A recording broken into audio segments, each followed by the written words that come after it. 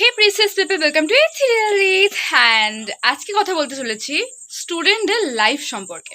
একটা স্টুডেন্টের লাইফ কেমন হতে পারে? As a student you can feel it, right? এখানে কি কেউ স্টুডেন্ট আছেও? একজন স্টুডেন্টের ওপর এক্সপেকটেশনস না বাড়তেই থাকে। সে যদি বেটার মার্কস আনতে শুরু করে, আরও বেটার মার্কস কবে আনবে? 99 পেলে 100 কেন এলো না? 100 যদি পেয়ে যাও, 200 পেতে পারতে 100-এর ওপর। 200 আউট অফ 100, এটা কি পসিবল কখনো? হাস্যকর না? মানে নিজে পেয়ে দেখাও তো। স্টুডেন্টের লাইফ, লাইক আমরা যখন সবাই স্টুডেন্ট ছিলাম একটা সময়, আমরা ফিল করতে পারি যে সেই সময়টা একটা নস্টালজিক পিরিয়ড ছিল। মানে ওই সময়টার মতন সময় আমরা আর ফিরে পাবো না।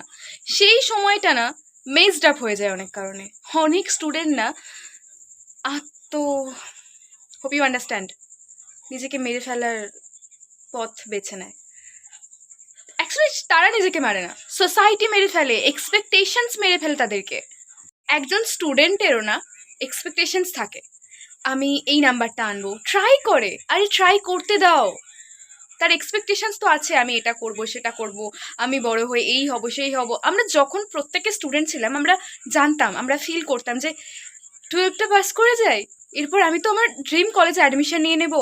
আমি যেটা নিয়ে ভাবছি, যেটা হব, সেটা অলরেডি হয়ে গেছি ভাবতে শুরু করে দিতাম, যেটা হয়ে যাব, মানে ধারণাই থাকতো ওটা হয়ে যাব। কিন্তু বাস্তবতার যে করা আজ, সেটা আমরা পরে ফিল করতে পেরেছি। সে যাই হোক, কিন্তু স্টুডেন্টদের সেইভাবে বাঁচতে দেওয়া হয় না। স্টুডেন্টদের উপর এক্সপেকটেশন বাড়িয়ে চাপিয়ে দেওয়া হয় যে এই করো সেই করো। আরে শুধু পড়াশোনাই একমাত্র ওয়ে নয় লাইফে সাকসেসফুল হওয়ার জন্য আরো অনেক ওয়ে আছে। একজন পড়াশোনায় ভালো নাও হতে পারে।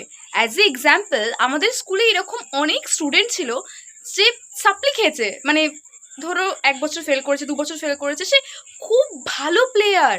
মানে ভাবা যায়, সে প্রতি বছর দৌড়ে ফার্স্ট হচ্ছে, লং জাম্পে ফার্স্ট হচ্ছে, হাই জাম্পে ফার্স্ট হচ্ছে। অন্য কেউ হতে পারছে না, ফার্স্ট গার্ল ফার্স্ট বয় হতে পারছে না, সে পারছে হতে। মানে তার ওইদিকে স্কিলস আছে।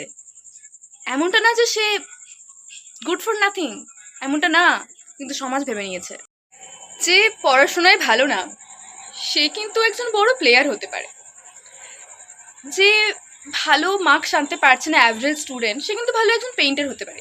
As a example, Sachin Tendulkar কিন্তু মাধ্যমিক পাস বলে জানা যায়। যাই হোক, সচিন তেন্ডুলকার আর আমাদের স্কুলের ফার্স্ট বয় বা সেই সময়কার একটা ফার্স্ট বয়, যে ধরো একটা ভালো প্রতিষ্ঠানেতেই জব করছে, তাদের দুজনকে যদি পাশাপাশি দাঁড় করিয়ে দেওয়া হয়, অটোগ্রাফটা কিন্তু সচিন তেন্ডুলকারেরই নেওয়া হয়, ওই পার্সেন্টের কিন্তু নয়। তো এখানে এটা ম্যাটার করছে না। আর আমাদের ইন্ডিয়া সবাই ভেবেই নিয়েছে পড়াশোনা ছাড়া কোনো গতি নেই। পড়াশোনা অবশ্যই করতে হবে, পড়াশোনা ছাড়া লিটারালি গতি নেই, পড়াশোনা করতে হবে। বাট এমনটা না যে পড়াশোনায় তুমি যদি ভালো না হও এর মানে তুমি কিছু করতে পারবে না, এমনটা কিন্তু না। তোমার কিছু না কিছু তো ভালো গুণ আছে, কিছু না কিছু স্কিলস আছে, তুমি সেইগুলোর ওপর জোর দাও। You can do it. একজন পেইন্টারের একটা পেইন্টিং 30 লাখ টাকায় বিক্রি হয়। সেখানে আমি ধরলাম আমি স্কুলের ফার্স্ট গার্ল, আমি একটা স্কুলেই জব পেয়েছি, আমার স্যালারি কত হবে? 40 থেকে 50 হাজার। এমনটা না, আমি কাউকে ছোট করছি না। আমি বলতে চাইছি যে ওই যে পেইন্টার হয়েছে, সে ধরে নিলাম ভালো পড়াশোনায় ছিল না, ভালো মার্কস আনতে পারতো না, সাপ্লি খেয়ে গিয়েছিল। ব্যাপারটা হচ্ছে যে যেটা আমরা করতে পারি সেটার ওপর জোর দিই। আর ওই ফার্স্ট গার্লটারও হয়তো অন্য স্কিলস ছিল, কিন্তু সেগুলোকে মেরে দেওয়া হয়েছে। শুধু ওকে বোঝানো হয়েছে যে না, তোকে পড়াশোনাই করতে হবে, পড়াশোনা ছাড়া কোনো গতি নেই, পড়াশোনা না করলে কিচ্ছু করতে পারবি না লাইফে, ইউ কান্ট ডু এনিথিং।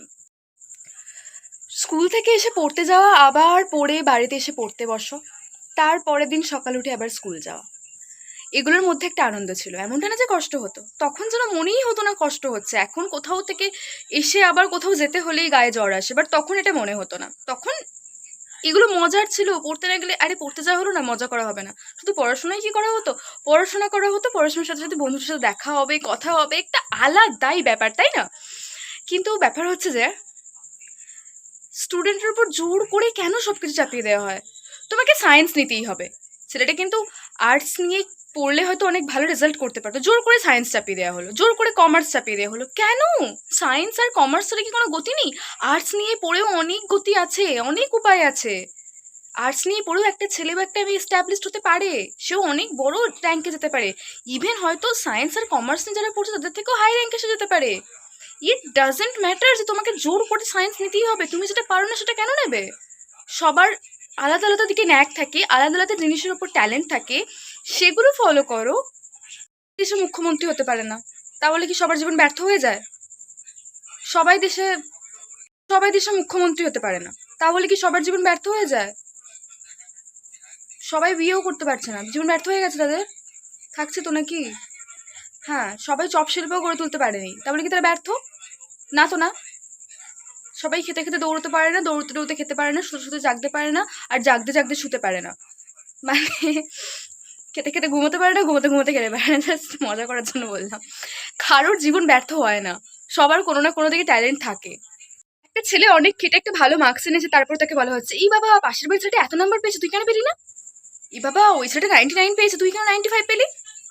আরে 95 পেয়েছে, চেষ্টা করেছে, তুমি 95 পেয়েছো, ঠিক আছে, মন খারাপ করা দরকার নেই, ভালো করে পড়াশোনা করো, নেক্সট টাইম ভালো পাবে, নেক্সট টাইম আরো বেটার হবে।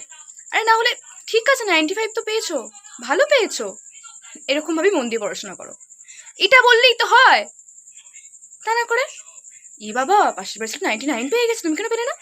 আমি 100 পেয়েছি। ই মা 100 কেন পেলি? 100 200 পেতে হবে, দুইটা বসিয়ে দেন ইজি না হলে। আমার শান্তি হচ্ছে না।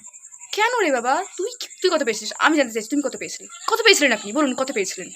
কিছু পেরেন্টস আছে আবার বাড়ি আসার পরে, পড়তে বসো, ঘুমালো, উঠে পড়ো উঠে পড়ো উঠে পড়ো, এক্ষুনি আঁকতে যেতে হবে, জলদি চলো জলদি চলো।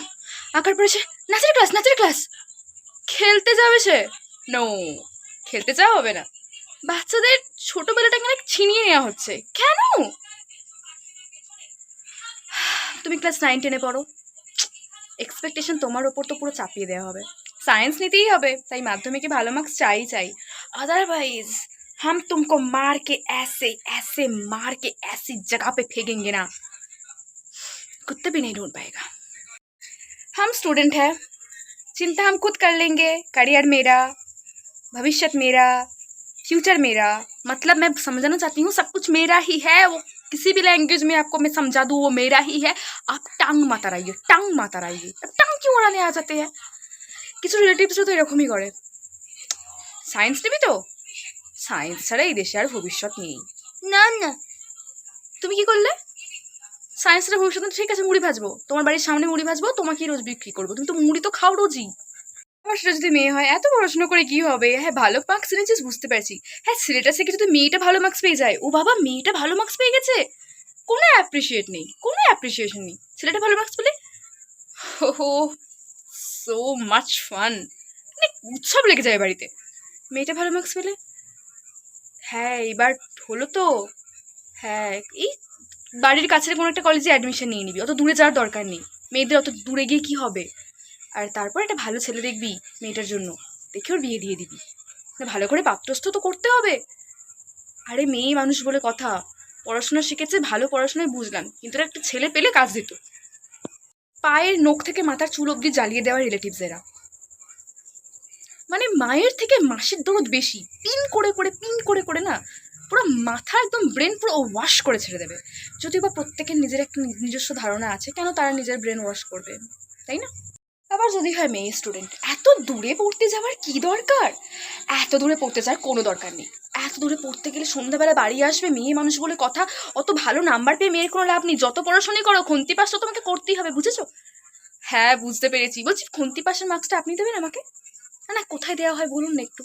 একটা স্টুডেন্টের উপর বেকার বেকার নিজেদের এক্সপেকটেশনসগুলো না চাপিয়ে দিয়ে বোঝার চেষ্টা করুন যে সে কি চায়, তারা কি চায়। এমনটা না যে সায়েন্স নিয়ে পড়লেই সে ইলন মাস্ক হয়ে যাবে, মানে ইলন মাস্কও সায়েন্টিস্টদের উপরই নির্ভর করে যদিও, যাই হোক এমনটা না কিন্তু। তাই আর্টস নিয়ে পড়ে যে কিছু করতে পারবে না এমনটা ভাববেন না, সায়েন্স নিয়ে পড়লেই সে একদম মিস্টার বিস্টের জায়গায় চলে যাবে এমনটা না। হ্যাঁ, আর্টস নিয়ে পড়েও মিস্টার বিস্টের জায়গায় যাওয়া যাবে, বুঝতে পেরেছেন? আর্টস নিয়ে পড়ে হয়তো সে ওই সায়েন্সের ছেলেটা যে পড়ছে তার থেকে হয়তো হাই র্যাঙ্কে চলে গেল, কে না জানে। ব্যাপারটা হচ্ছে ফোকাস, নিজের প্যাশন। নিজের প্যাশন থাকলে না সেটাতে, ধরুন আপনার প্যাশন রিলেটেড কোনো একটা বিজনেস ওপেন করলেন, সেটাতে না যদি আপনার লোকসানও হয় আপনি তবু চেষ্টা করবেন, একটু তো চেষ্টা করবেন, কিন্তু সেটা প্যাশন না থেকে আপনি লাভ হলেও আর ভালো লাগছে না। ব্যাপারটা হচ্ছে প্যাশনের, প্যাশন থাকলে সেটার ওপর ফোকাস করবে, এমনি আপনি জোর করে চাপিয়ে দিচ্ছেন, তাকে যান্ত্রিক বানিয়ে ফেলছেন, যান্ত্রিক, রোবট নয় সে, সেটাও একটা পার্সন, বোঝার চেষ্টা করুন। তার কাছ থেকে তার ছেলেবেলা, তার ছোটবেলা, তার ভালো লাগা এগুলো কেড়ে নেবেন না, ছিনিয়ে নেবেন না। রিলেটিভসদের মুখে পান ঠুকে দিয়ে আপাতত নিজের ছেলে মেয়েদের আর নিজেদের কথা ভাবনা চিন্তা করুন। Thank you everyone, thank you so much. দেখা হচ্ছে আরো একটি ভিডিওতে, বাই বাই।